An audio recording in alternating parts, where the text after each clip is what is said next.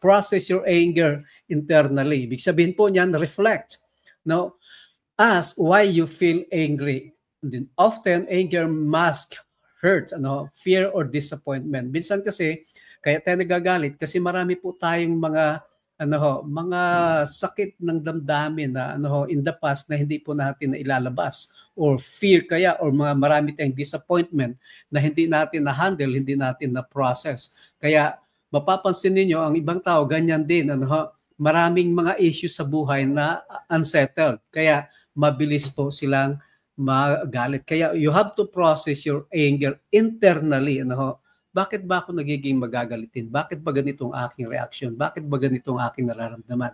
Reflect, ika nga po. And then, journal. Ibig sabihin, writing your feelings help to clarify and release them constructively. Actually, itong journaling ay isa po ito sa natutunan ko sa father ko kasi ako po hindi expressive.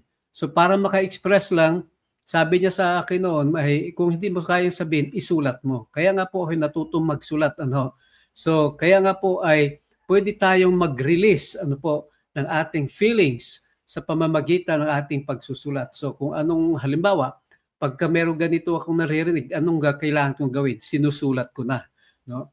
And then, pray or meditate. Ito'y isang napakahalaga na gawain. Release negative emotions to God and seek peace in guidance. Kung meron kang sasabihin, kung meron kang iiyak, kung kahit sa Panginoon meron kang negative emotions, pwede mong ibulalas sa Panginoon. Ang Panginoon, mga kapatid, hindi magagalit sa iyo at hindi ka gagantihan, hindi ka gagawa ng masama.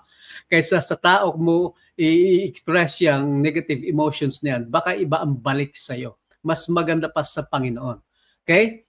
Sabi nga po sa Psalms 37:8, huwag kang mapupuot ni mababalisa. Iyang pagkagalit, iwasan mo sana.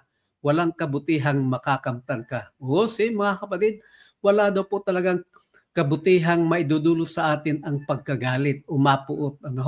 Kaya iwasan natin. Huwag kang mapuot, sabi po ng Panginoon. Meron pa isa, sa Proverbs 15:1 sabi, ang malumanay na sagot, nakakapawi ng galit. Ngunit sa tugong marahas, yung response na marahas, puot ay hindi mawawaglit. Mas lalo pang lumalala yung galit.